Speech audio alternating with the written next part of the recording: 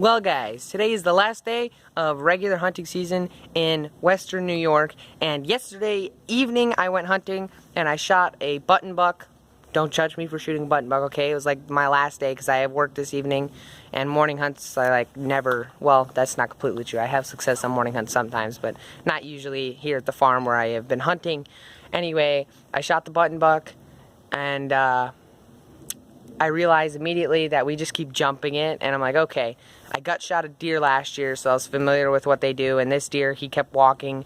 He would go like 20 yards and he would lay down, he wouldn't do anything, and so I was like, you know what, I'll back out, I'll come back in the morning, I'll come and find him. So I come back in the morning, and all over there, so I shot it out in a field like over there, and it came out into the swamp here, and so I scoured all over there because that's where I thought it would be, and I didn't find it. Then finally I came this way, and I found my harvest in this big swamp, but unfortunately some friends of mine found it first.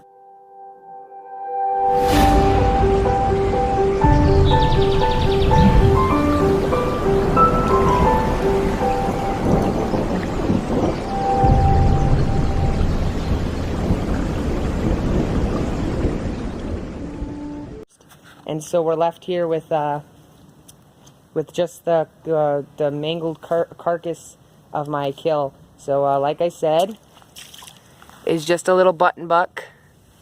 Right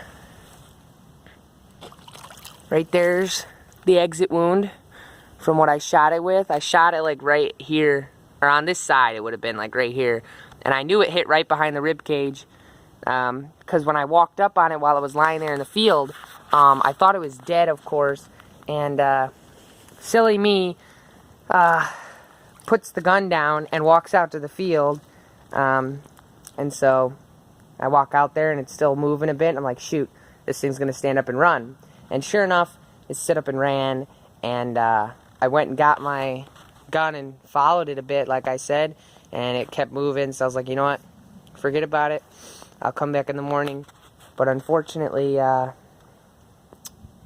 some coyotes found it last night and enjoyed a nice meal, so I guess what's going to have to happen is I'm going to set some traps here for coyotes, because this actually happened to a friend of mine last year. He shot 2 does here, and like this was overnight, but he waited like 3 or 4 hours because he went to look for his deer, and he kept bumping him, so he's like, I'll come back in a couple hours.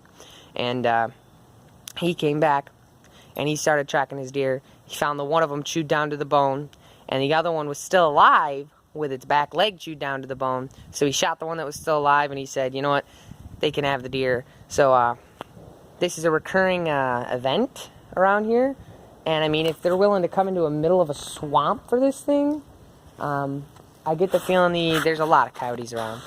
I haven't ever put up a trail camera around here to really see, so I might do that first. But there's a sugar maple trail right here, and I'm sure they follow that. So I think I'm going to set up a couple traps on the sugar maple trail and hopefully catch a couple coyotes. But yeah, about the only bit that would be left is this front leg that happened to be in the swamp water, so they didn't get at it. But I'm not taking any of this deer. It's not worth it, you know. There's so many whatever diseases you could get from the thing. But yeah, that's that. They really chewed it out. Pretty cool. Definitely not ideal or anything, but still pretty cool.